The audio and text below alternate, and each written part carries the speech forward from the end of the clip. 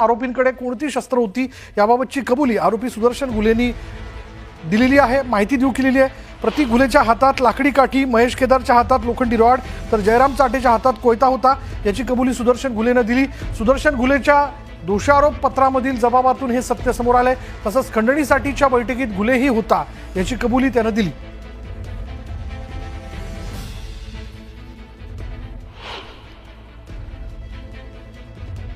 सरपंच संतोष देशमुख हत्या प्रकरणी आता आणखीन एक नवीन माहिती समोर येताना दिसते। आरोपी जयराम चाटेच्या जबाबात सुग्रीव कराडचा उल्लेख पाहायला मिळतोय। सुग्रीव कराडच्या सांगण्यावरून देशमुखांनी सुदर्शन घुलेला मारहाण केली। या मारहाणीमुळे वाल्मिक कराडची बदनामी झाली। कराडने घुलेला बदनामीचा बदला घ्यायला सांगितलं, असं जबाबात उल्लेख आहे।